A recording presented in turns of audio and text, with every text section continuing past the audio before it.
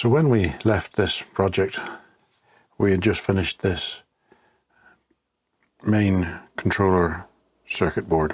We had soldered in all of the chips, all of the passive components, switches, these LEDs. But the one thing we didn't do was test it to see if it worked. So I've plugged this into a USB power supply, and well, at least those LEDs are lighting, which something is working okay. Now we're going to want to move on to constructing our rings of LEDs. Basically, there's a ring of 32 LEDs, and there's 8 of these rings coming upwards. Now, as we said before, there's no instructions provided with this kit. However, the one thing they do provide is a template for making up the LED rings. But what they don't tell you is whether you have the LEDs with their leads like that, or in line, or indeed which way around, the anode and the cathode. They don't tell you on the circuit board which of these jumpers or positions is for which. With a bit of head scratching, I've managed to work out that these coming around, labelled J9, I think, all the way through, all the way around, 10, 11, 12, 13, 14, 15, all the way around, all of these are the positive connections, or the anode connections, or the long lead of the LEDs will go into this. And then these, junction J1 all the way through to J8, are the common cathodes of each ring as you go up. So the first ring, second, third, fourth, fifth, sixth, seventh, and eighth. Now, how did I determine this? It's very simple. You power up this, and you can see we've got our LEDs there. And then you take your LED and you just put it in one of them. Press the button, because I don't think it starts off showing them all, and you realise that's the right way around. However, if you were to put it in the other way around, nothing. I don't want to leave it in there in case it does any damage. But here we've got another one, so we're able to bridge that over onto that. It lights. Or we can use the same one and pretend it's on a different ring, and it lights there. So at least that gives us some indication as to how these are going to be put together. Turn that off.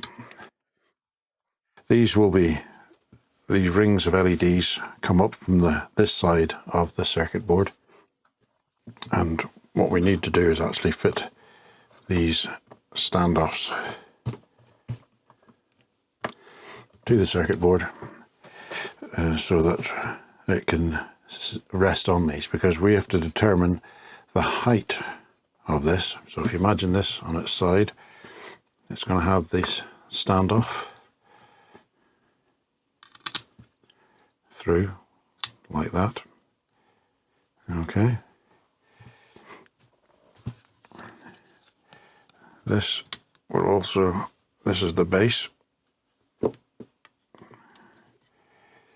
of the acrylic case.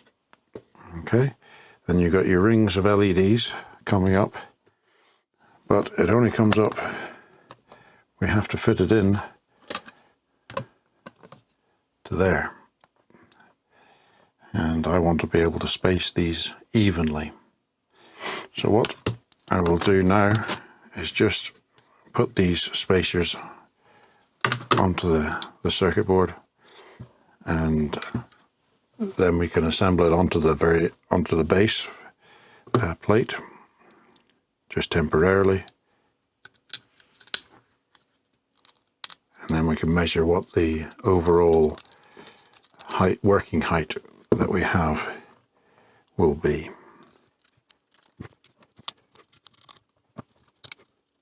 Just doing these up finger tight, and as usual with all of these Chinese kits, they don't come with any washers.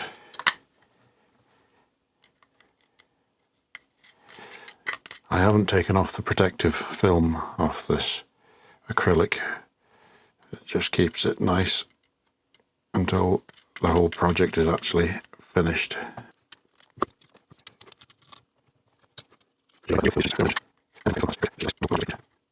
So if we were to say we've got a total of 14 centimeters, that gives us a couple of millimeters to play with.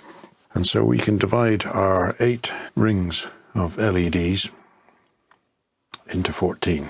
So that's 17.5 millimeters between them all.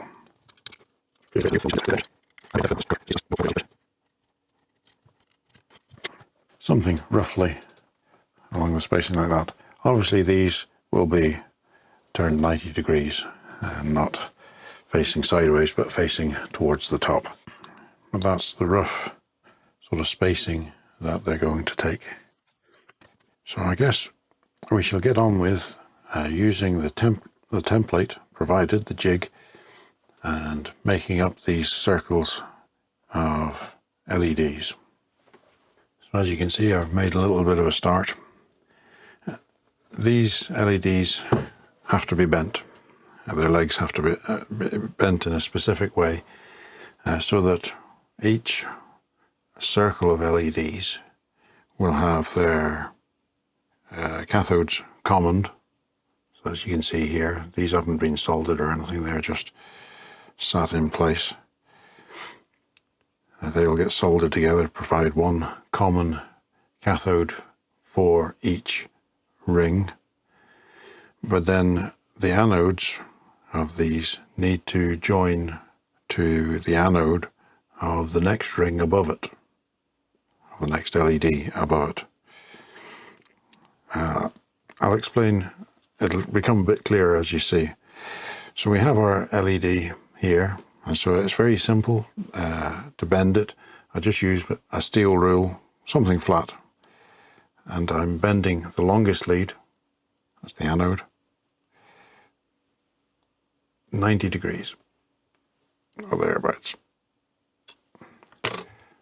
Then I take my pliers, and as you're looking down at it, you may be able to see that I'm leaving about, I don't know, half a millimeter, basically the thickness of the lead itself, and then bending that back vertical. This is so that whenever the next layer is done, and what we need to do is bend over the cathode connection or the lead, again bending it over to 90 degrees,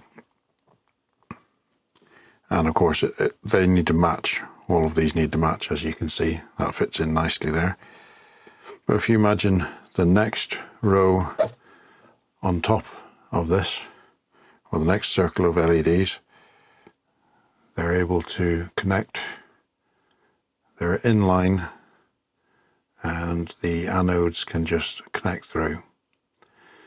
The very bottom ring, their leads will have to sort of deform or bend in slightly in order to get into the holes on the circuit board. These marked J, 23, 24, 25, etc. because those holes are on a pitch circle of the very center of these holes that have been drilled out or cut out in this template. In order to assemble this, I'm just got a bit of tape reel that provides a bit of a standoff so that these can be popped in, and then it's just a case of carrying on bending them up. There's 32 on each ring, No doubt I will speed up this footage and show you sort of me bending one complete ring, but then the rest of them are a bit boring. Just repeated the same process again and again, and so I won't inflict that on you.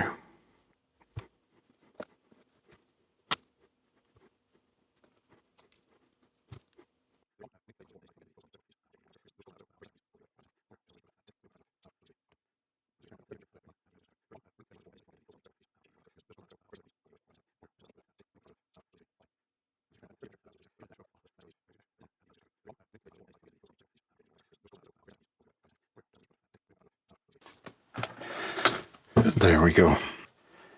So now we just need to trim off these common cathode legs. I'm just going to pick a point on here and just start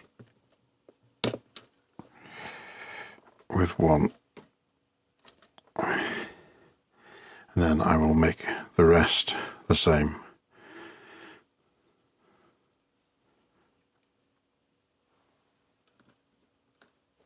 So as you can see, that'll be long enough to be able to just get soldered on there nicely. You just got to be a bit delicate with this so that you don't cut through the leg that you're wanting to keep.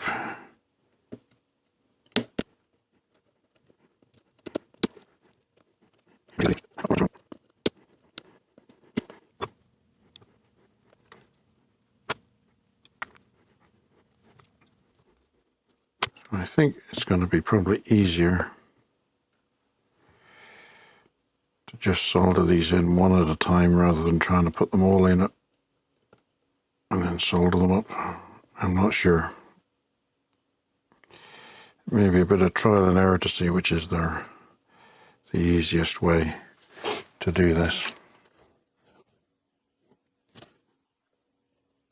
You can see I deliberately left these a little bit long, just so that I'm not soldering too close to the body of the LED. This first joint is the most difficult, just so that we can get it aligned.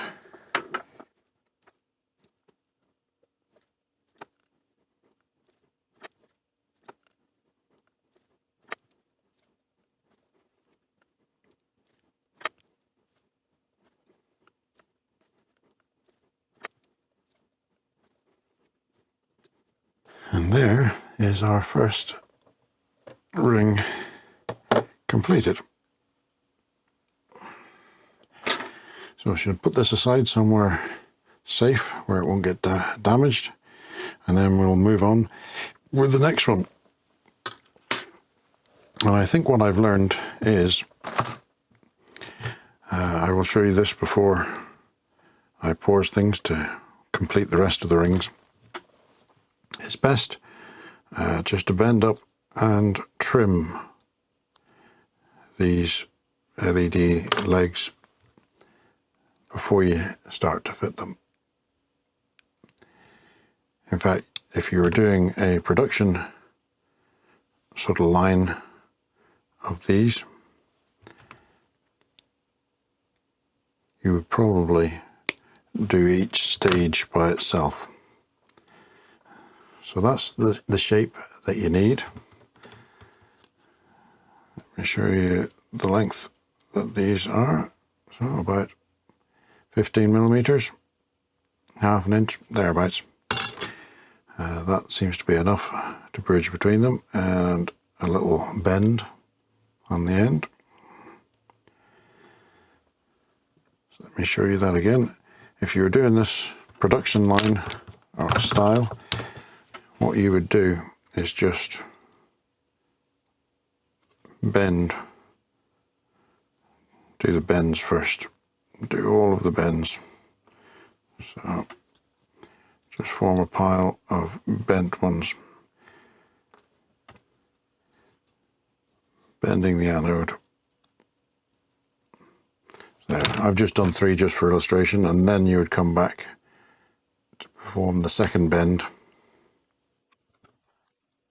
So you could do sort of 30 or 40 of each operation, and because you're keeping with the same tool, it keeps it quicker, and you'll probably get a more consistent result.